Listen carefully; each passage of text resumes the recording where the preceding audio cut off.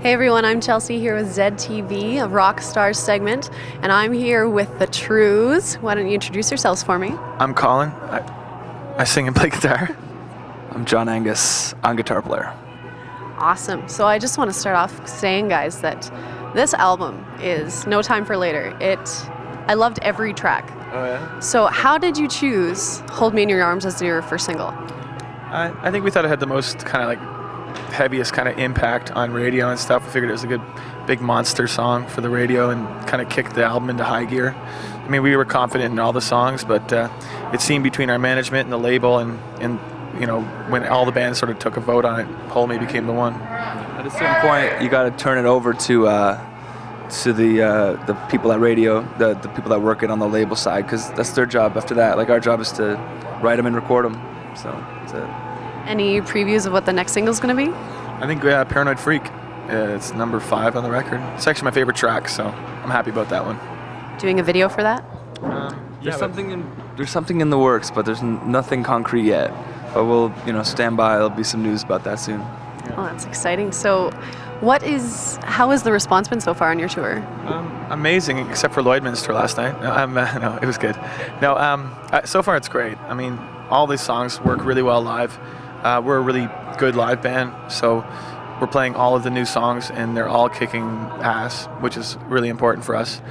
And I find the show's growing in its kind of consistency, and the crowds are digging it more than even on the last couple of tours. So, yeah, we couldn't be in a better place, I think.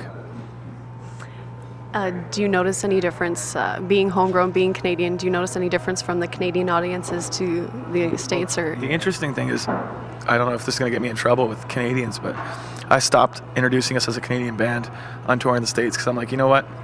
Those distinctions immediately classify you. Mm-hmm. And like opening phrase Freely down south, we just say we're the Trews. And you'd be so surprised how many CDs we sell afterwards. They just think we're from that town. We were in New Orleans, and I just introduced us as the Trews all night, and thank you very much, whatever. I didn't go, hey, we're Canadian. And some guy came up to me after the show and goes, your show started off a little slow, but you made us all proud, like as if we were from New Orleans. So I thought that was pretty funny. But I think we have I think our sound's pretty international, and I don't think we need to be like using the Canada thing or the East Coast thing. It's just we're the Trews, and wherever you are, you should be able to like it. Yeah, and that's totally agreeable. I think anybody can enjoy this record. That's amazing about it. Yeah, hopefully, the only major difference when we come home is that people are more jacked, like they're way more excited to see us because they've known us for longer, We're still a new band in other parts of the world. So we're just getting real familiar with the audiences here and them with us, So it's always exciting to come home and play. Yeah, don't get me wrong, we love playing in Canada, but, we'd like to start spreading that elsewhere. Well, I thought it was interesting that you guys got your start on a radio contest. Can you tell me? Yeah, we did.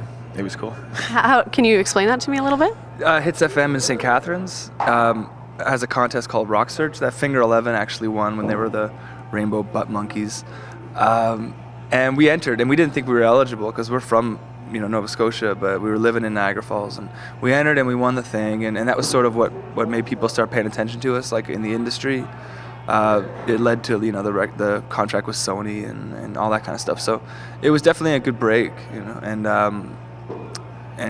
we're really grateful for like all the support radio's kept giving us, ever since. Like they've always been super, super great to us, and then we're grateful for the spins. There's nothing more exciting than listening to yourself on the radio. That doesn't really get old. We never turn it off.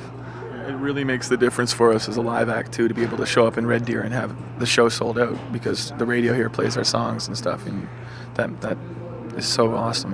Can't even describe it because if we were just coming through and we didn't have that kind of support, we'd probably have a good crowd, but it wouldn't be like full houses everywhere, and that's amazing. We're really fortunate.